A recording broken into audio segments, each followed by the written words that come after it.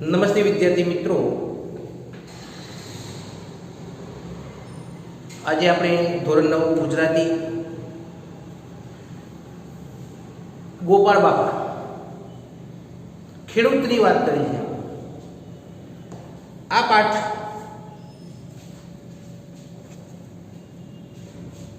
એના રચયિતા સાહિત્યકાર મનુભાઈ પંચોળી દર્શક તરીકે ઉપનામ છે. સાહિત્યનો પ્રકાર છે નવલકથા, અંશમાંથી લીધેલો છે. મનુભાઈ પંચોળી એમનો જન્મ 2 નવેમ્બર 1914, અવસાન 29 ઓગસ્ટ 2001 ની અંદર થયું. મનુભાઈ રાજારામ પંચોળી દર્શકનો જન્મ રાજકોટ જિલ્લાના વાંકાનેર તાલુકાના પંચાસિયા ગામે થયો હતો.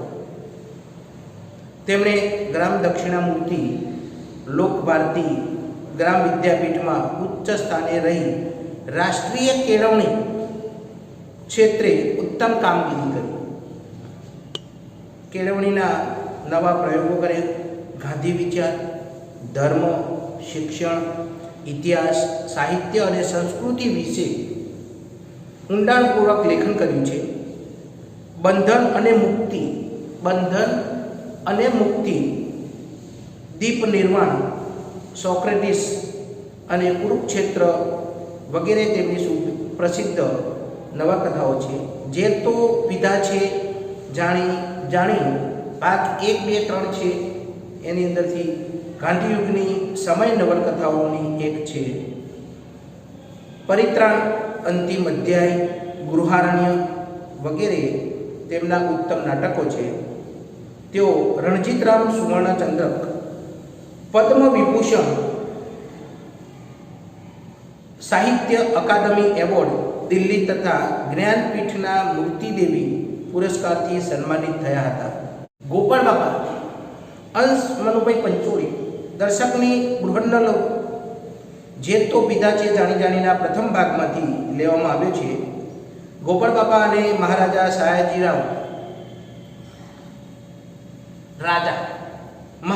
સયાજીરાવ નો સંવાદ અહીં કેન્દ્રમાં છે.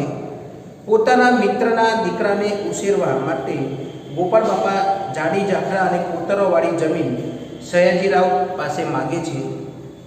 તેમાં ગોપાળ બાપાની નિડરતા, પરોપકાર તથા સમર્પણના દર્શન થાય છે. તો સામે પક્ષે સયાજીરાવની ઉદારતા અને માણસને પારખવાની દ્રષ્ટિ એ પ્રગટ થાય છે. સાચું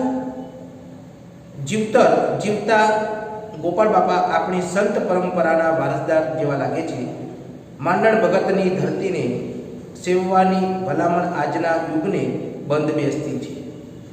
નિડરતાની વાત છે. રાજા સામે છે, ઘોડો લઈને આવે છે.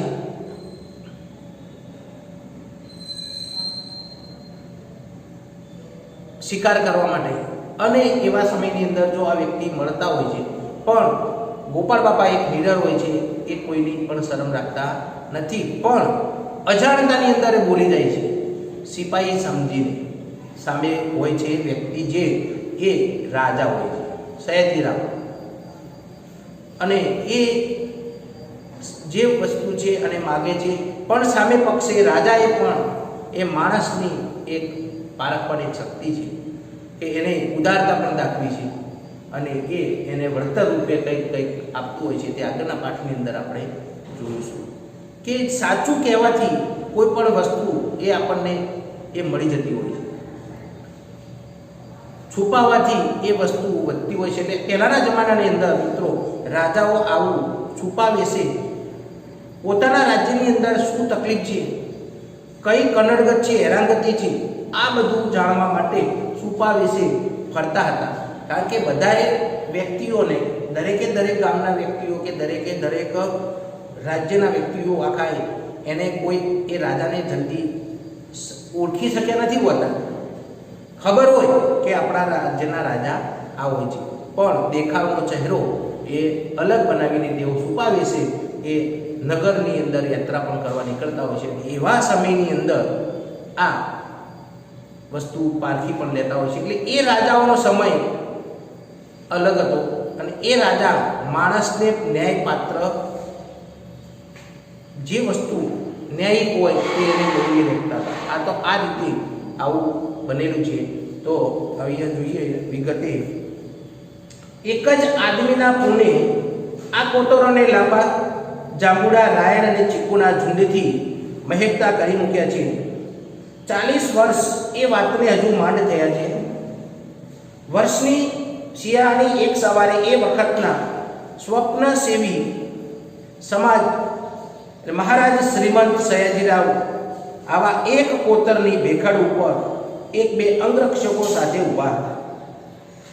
પડખેના ગીરના જંગલમાંથી એક દીપડો આવ્યાના પડખે એટલે બાજુનો જે શું છે જંગલ છે ગીરનું, અને એક દીપડો આવ્યાના એ આ સમાચાર મળે છે. તરફ ઉતરી આવ્યા હતા. થોડાક શિકારીઓ ગોરડ બાવળના ઝાડા ઝાકરાઓમાંથી નીચે કોતરમાં જતી કેડીએ સાવચેતીથી ઉતરતા હતા. એ બધા ગોરડની જાળીમાં દેખાતા બંધ થયા. દૂર સુધી જાળી હતી, ઝાડવાની જાળી હતી, અને એ જાળીની અંદર આ તેથી પછી દેખાતા બંધ થાય છે. મહારાજ દૂર દેખાતી ટેકરીએ દૂરબીન માંડીને જોતા હતા. મહારાજ જોતા હતા કે આ મારા જે અંગરક્ષકો ક્યાં. ત્યાં કોતરમાંથી એક ખેડૂ માણસે આવીને પ્રણામ કરે છે, નમન કરે છે અને થોડા ફળ ભેટ કરે છે. અને થોડાક જે આ ગીરના જંગલમાંથી ઝાડીમાંથી જે ફળ હતા એ ફળ મહારાજને આપે છે. ખેડૂત એટલે ખેડૂત. મહારાજે દૂરબીન બાજુ પર મૂકી કહ્યું, શું છે? દૂરબીન એટલે દૂરની વસ્તુ જોવા માટે જે સાધન હોય છે તે એ દૂરબીન દૂર સુધી જોઈ શકાતું હોય છે. દરિયાની અંદર જોવા માટે દૂર સુધી વહાણનું જોવા માટેનું શું હોય છે, નિરીક્ષણ કરવા માટે આ દૂરબીન વાપરવામાં આવતું હોય છે. આવી રીતે ઘણી બધી વસ્તુઓ દૂરની જોવા માટે એ આપણને હકીકત જોવા માટે એ દૂરબીનનો ઉપયોગ થતો હોય છે મિત્રો. એટલે મહારાજે દૂરબીન બાજુ પર મૂક્યું, કહ્યું શું છે? એટલે ગોપાળ બાપા કહે બોર મુઠ્ઠી જેવડા. સયાજીરાવ તો વિચારમાં પડી ગયા, બોર મુઠ્ઠી જેવડા. આશ્ચર્યથી મહારાજ મીઠા લીંબુ જેવા બોરને જોઈ રહ્યા. પછી પૂછ્યું, ક્યાંથી લાવ્યા? અહીંની બોરડી પરથી મેં એ જાતે ઉછેરી છે. અહીંની બોરડી પરથી, અને એ બોરડી મેં જાતે ઉછેરી છે. ભેટ ધરવા આવ્યા છો? ભેટ ધરવા આવ્યા છો? નાજી, ભેટ લેવા આવ્યો છું. ભેટ ધરવા આવ્યા છો શબ્દ વાપરે છે ત્યારે ગોપાળ બાપા કહે છે કે ના, હું ભેટ લેવા માટે આવ્યો છું. ઇનામ, ભેટ, ઇનામ જે તે શબ્દ વાપરવો તેઓ આપણે કોઈને આપવું એ ભેટ આપી શકાય એવી ભેટ આપવા આવ્યા છો. તો ગોપાળ બાપા એવું કહે છે કે ના, ભેટ હું લેવા આવ્યો છું. હસીને મહારાજ કહે, ત્યારે તો લોભે આવ્યા છે. લાલચ, લોભે એટલે લાલચે આવ્યા છે. એટલે તમે મને આ બોર ખવડાવો છો. કહો શું અરજ છે? સયાજીરાવ કહે છે કે કહો શું વિનંતી છે તમારી? શું અરજ છે? શું માગણી છે? મહારાજ, અરજ તો એટલી જ છે કે આ કોતર મને યોગ્ય કિંમતે આપો. આ જે કોતર છે જાડી જાફરા વાળું, એ મને યોગ્ય કિંમત એટલે ભાવે મને આપો. માગણી કરજો. માગણી કરે તો વર્ષ 3 થઈ ગયા. માગણી કરે તો વર્ષ 3 થઈ ગયા. 3 વર્ષ મેં 3 વર્ષથી માગણી કરેલી છે, પણ કોણ દાદ દે છે? કોણ ત્યાં સાંભળે છે? કોણ માને છે? આપું શું કરશો? કોરડી ઉછેરશો? આપું એમ કે સયાજીરાવ બોલે છે કે આપું, શું કરશું? બોરડી ઉછેરશું? બોર પણ આ ગામડાના છોકરાને નથી મળતા. બોર પણ આ ગામડાના છોકરાને નથી મળતા. પણ સાચું કારણ તો એ છે કે આ બધા કોતરોનું તળ સાચું છે. તળ એટલે જમીનની જે ભાગ છે તે ઉપર, તળ એ સાચું છે. અંદરના ગળામાં ધરા ભર્યા છે. અંદરના ગળામાં અંદર પાણી ધરા ભરવા, એટલે પાણી અને સારી એવી જમીન છે ફળદ્રુપ એ અંદર છે. ગમે ત્યાં 8 હાથે પાણી નીકળે છે. ગમે ત્યાં ખોદીએ તો પાણી 8 હાથે એ નીકળે છે. જમીન પણ કોઈ વાતની છે. સિંગોડાના મારને જો કોઈક રીતે રોકીએ તો આમાં બનારસી લંગડો પાકે અને ગરીબના અમરફાળ જેવા બોરો ઢગલે ઢગલા ઉતરે. સિંગોડા નદી છે, એ નદીના મારને એટલે એનું જે પાણી છે એને જો રોકી દેવામાં આવે, ત્યાં અટકાવવામાં આવે અને એ રોકીએ એમાં જો અહીંયા એમ કે બનારસી જો લંગડો પાકે અને ગરીબના અમરફાળ જેવા બોરો ઢગલે ઢગલા ઉતરે. દીપડા રંજાડશે નહીં. આ તમારી પડખેના દીપડા ન રંજાડે તોય ઘણું છે. રાજા કહે છે કે દીપડા રંજાડશે નહીં. દીપડા એટલે જંગલી હિંસક પશુ, જંગલમાં જે રહેતું હોય તે, અને હિંસક મારણ કરતું હોય તે દીપડો. સિંહ, ચિત્તા, દીપડા આ બધા હોય છે તે એમાંથી આ દીપડા. એમ કે દીપડા રંજાડશે નહીં. આ તમારી પડખેના દીપડા ન રંજાડે તો એ ઘણું છે. તમારી પડખેના દીપડા એટલે તમારી આજુબાજુ જે રહેવાવાળા અમલદારો, અધિકારીઓ છે, જે સૈનિકો છે એ ન રંજાડે તો ઘણું. પેલા દીપડાની મને બીક નથી. મહારાજે ઊંચું જોયું. એમની ભમરો ઘડીક ખેંચાઈ ગઈ, વિચારમાં પડી જાય છે. એમને મોઢે મોઢ આવું કહેનાર કોણ હતો? આવું મોઢે મોઢ, સામે સામું, સાચે સાચું કહેવાય. જે સામ સામું કહી દેતો હોય તે મોઢે મોઢ કહી દેતો હોય. સાચો વ્યક્તિ હોય તો જ કહી શકે. તો આવું કહેનાર કોણ હતું? જોઈ તો બોલનાર મરક મરક હસી રહ્યો. બોલતો હતો પણ એમાં કોઈ બીક કે ડર હતું નહીં અને હસતો રહ્યો. નેણમાં ફરિયાદના રોષને બદલે સહજ કૌતુક છે. આનંદની વાત છે. સયાજીરાવની માણસને પારખવાની શક્તિ અચૂક હતી. એમણે ધારી ધારીને બોલનારને જોયો, એની સામે જોઈ રહ્યા છે. માણસને પારખવાની એનામાં શક્તિ હતી. રાજા એમને થોડો બનેલા હોય, એને માણસ પારખવાની શક્તિ હોય તો જે વ્યક્તિ એટલા સુધી એ હદ સુધી પહોંચી શકતો હોય છે.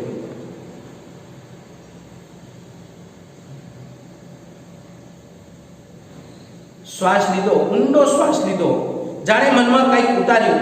પછી એકાએક કહે કે તમને આ કોતર આપ્યું, હમણાં જ લખી આપું છું, હમણાં જ લખી આપું છું. બીજી કઈ મદદ જોઈતી હોય તો એ પણ ખેતી ખાતું આપશે. બીજું કંઈ પણ જોતું હોય તો તમને ખેતી ખાતું આપશે. ખેતી ખાતું એટલે દરેકે દરેક રાજ્યની અંદર આવા ખાતાઓ ચાલતા. અત્યારના જ આપણા ધારો કે છે અહીંયા સચિવાલયની અંદર, આપણા ગુજરાત રાજ્યની અંદર એ સચિવાલયની અંદર અલગ અલગ પ્રકારના ખાતા છે. મહેસૂલ ખાતું, જમીન ખાતું, શિક્ષણ ખાતું હોય, એજ્યુકેશન ડિપાર્ટમેન્ટ કહેવાય, નાણાં ખાતું હોય. આમ દરેકે દરેક ખાતાના જુદા જુદા પાર્ટ પાડેલા હોય. દરેક ખાતું અલગ અલગ કરવામાં આવ્યું છે. એમાં આ કયું ખાતું છે? ખેતી ખાતું. ખેતી ખાતું. તો આ ખેતી ખાતું તમને કંઈક આપશે. પણ એક કામ કરો, પેલું મંદિર જોયું, દૂર સુધી મંદિર હતું અને એ મંદિરને સયાજીરાવ કહે છે કે પેલું મંદિર જોયું. એમણે કોતરને છેડે મથાળા પર ઉભેલ એક જીર્ણ શિવાલય બનાવ્યું. કોતરને છેડે તે આગળ દૂર મથાળા પર ઉભેલ એક જીર્ણ એટલે ઘણા સમયથી ખંડિત પડી રહેલું એવું એક શિવાલય બતાવ્યું. શિવનું આલય, જ્યાં શિવનો નિવાસ ત્યાં હોય, ત્યાં જ્યાં શિવજીનું મંદિર હોય ત્યાં એ શિવાલય બતાવ્યું. જી એ અપૂજ રહે છે. અપૂજ એટલે પૂજ્યા વગરનું. એમાં કોઈ દીવાબત્તી થતી નથી, એને કોઈ સાર સંભાળ રાખતું નથી, અપૂજ રહે છે. પેશવા સરકારે બંધાવ્યું છે. પેશવા રાજા હતા તે એમણે બંધાવ્યું છે અને જૂનવાણી શિલ્પનો નમૂનો છે.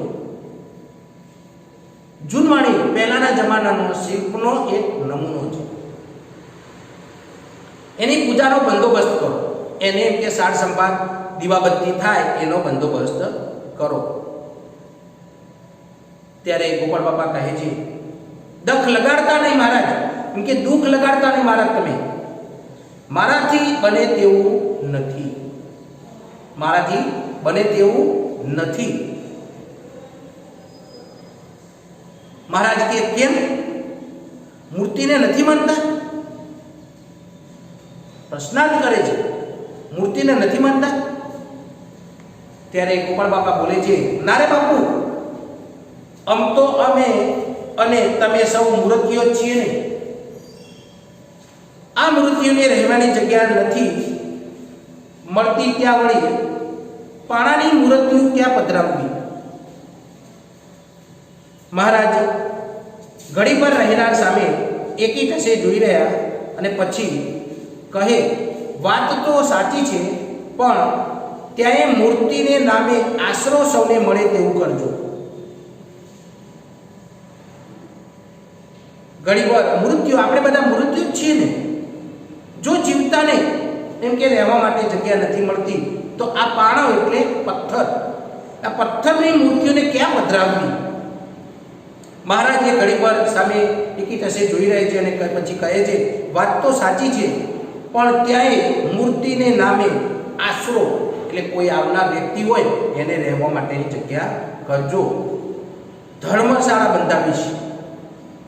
ભલે આ તુલસી શ્યામ જવા આપવાનો ધોરીમાર્ગ છે, તુલસી શ્યામ જવા આપવાનો જે ધોરીમાર્ગ હોય એના ઉપરની વાત છે. આ ધર્મશાળા બંધાવીશ. શિકારીઓ હજુ આવ્યા નહોતા એટલે પછી વાતે વળગ્યા. મહારાજને આમાં રસ પડ્યો. એમાં જાણ્યું કે આ ખેડૂત તો વણિક છે, ખેડૂત તો આ વણિક છે. નામ છે ગોપાળદાસ. બરડાના પેટાળના એક ગામડામાં રહે છે.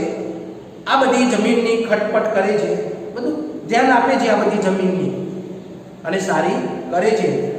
તે તો ભાઈબંધના દીકરા માટે જરિયાની કોલિયારીનો ભાગીદાર.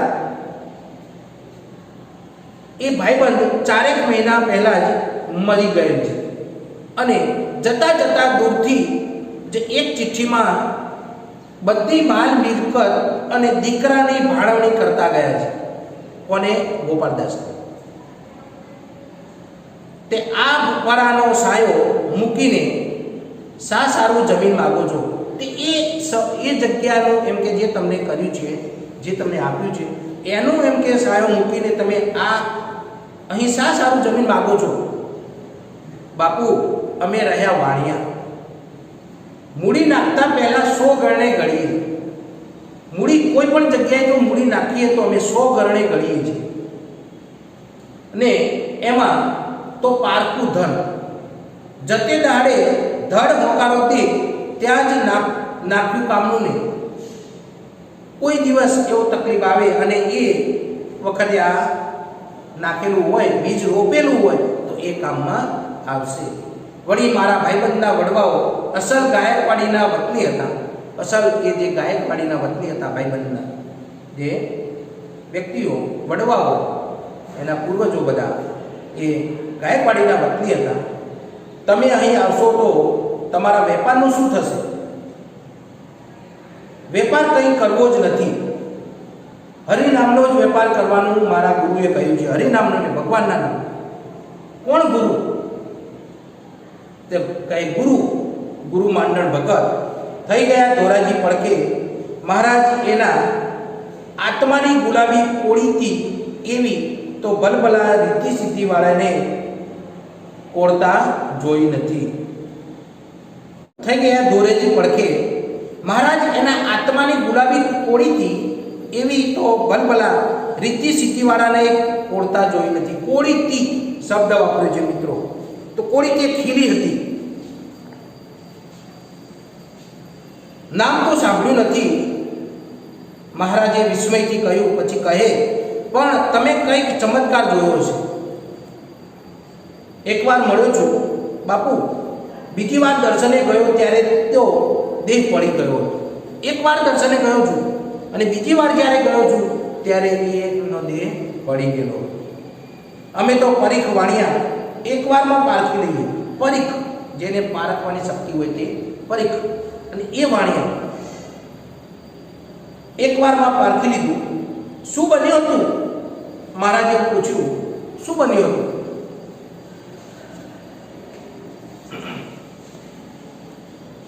મારડમાં હું મગફળીના સોદા માટે ગયેલો. બજાર મારડમાં હું મગફળીના સોદા માટે ગયેલો. બરાબર 10 વર્ષ ઉપરની વાત કરું છું. આગળની 10 વર્ષ અગાઉની વાત કરું છું. ગામમાં ખાસ કોઈને ઓળખું નહીં. દરવાજા પાસેની મોટી ધર્મશાળામાં ઉતરેલો. દોઢીમાં ભગત બેઠેલા. ઓડી, જે દોઢી છે તે મકાન પ્રવેશ દ્વારની ચોકી, જે દોઢીમાં ભગત બેઠેલા. ગામમાંથી લોટની કાવડ માગી આવેલા. તે એની વહુ રોટલા ઘડે ને ભગત પુત્રાને નીરતા જાય. એની વહુ, ભગતની જે વહુ હતા એ શું કરે? રોટલા ઘડતા જાય અને ભગત પુત્રાને નીરતા જાય, એટલે ખવડાવતા જાય. નીરવું, ઘાસચારો ખવડાવવો, ઘાસ ખવડાવવું કે કોઈ અનાજ ખવડાવવું, એટલે પશુને ખવડાવવું, તે નીરતા જાય. કાળો વાળ, આંખો નીચે રાખવાની ટેવ. એનો શરીર કેવું હતું? કાળો. વાળ એટલે કાળો વાળ, આંખો નીચે રાખવાની ટેવ. હસે ભારે, જાણે સાવ બાળક જેવું. સાવ બાળક જેવું એમનું હસવાનું. અવાજ જોયો હોય તો વાંસળી જેવો, મીઠો મધુર અવાજ. ગલુડિયા હારે કંઈક ગડબડ વાતો કરતા જાય અને મરક હાસ્ય જાય. ગલુડિયા સાથે એ થોડી એવી ગડબડ વાત કરતા જાય અને કંઈક બોલતા જાય અને હસતા જાય. ત્યાં મારી સામે જોઈને ભગત કહે, શેઠ છો? શેનો વેપાર કરો છો? ભગતે મારી સામે જોયું અને કહ્યું કે શેઠ છો? શેનો વેપાર કરો છો? મેં કહ્યું, પરચુરણ. બધું જુદું જુદું. જથ્થાબંધ મૂકીને આવા પરચુરણમાં સીધ પડ્યા છો. જથ્થાબંધ, હોલસેલ, જે અત્યારે વેપારી વાત કરીએ છીએ તે કે હોલસેલના વેપારી છે. અને પરચુરણ એટલે નાનું ગામડે કે નાની એવી દુકાન ખોલીને બેઠા હોય તો જુદું સમય પ્રમાણે વેપાર કરતા હોય એને પરચુરણ કહેવામાં. જથ્થાબંધ મૂકીને આવા પરચુરણમાં સીધ પડ્યા છો. શા માટે પડ્યા છો? મેં કહ્યું, બાપુ, મૂડી જોવે ને, કેમ કે મારી પાસે પૈસા હોવા જોઈએ ને. મૂડી તો માય જ પડી છે, કેમ કે અહીંયા પડી છે. કહી મારી સામે એકી ટસે જોઈ રહ્યા. એની આંખોના તેજ મનમાં માર્ગ કરી દીધો. એના આંખોની અંદર જે તેજ હતું એમાં એમને માર્ગ એમના ઉતારી લીધા છે. શિલા જાણે ખસવા માંડી. મારાથી આંખ સામે આંખ મંડાણી નહીં. નીચે જોઈ ગયો. જોઉં તો ભગતના પડખામાં કાળો ગીંગોળો ચડી ગયેલો.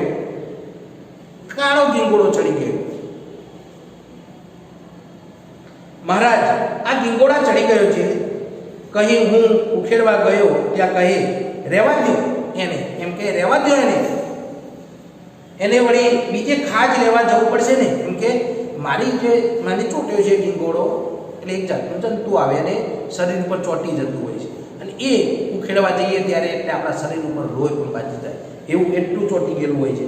ખાજ લેવા એટલે ખાવાનું લેવા બીજે પણ ક્યાંક તો જવું તો પડશે ને. એના કરતાં મને તો ભલે ખાધું. બહુ થઈ ગયા છે એને. એમ કે બહુ દિવસ થઈ ગયા છે એને. ભૂખ તો લાગી છે, વાહ શ્રીમંત સરકારથી બોલાઈ ગયું. આ ગોપાળદાસજી શું થઈ જાય છે, આવી રીતે બોલાઈ જાય છે કે વાહ શ્રીમંત સરકારથી બોલાઈ ગયું.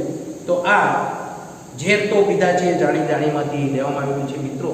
તો આવી રીતે ઘણી વખત એ રાજા અને ગોપાળદાસ એટલે કહેવત છે કે કોઈ પણ વસ્તુ જ્યારે સાચી હકીકત જણાવીએ છીએ ત્યારે એ આપણને ભગવાન પણ આવતા હોય છે. અને આ માણસ એને પારખવાની જે શક્તિ હતી એને રાજામાં એ આ પારખી અને એ ગોપાળ બાપને શું કરે છે, ધન્યવાદ ગણે છે. તો આવી રીતે આપણો આ પાઠ અહીંયા પૂરો થાય છે. જય હિન્દ.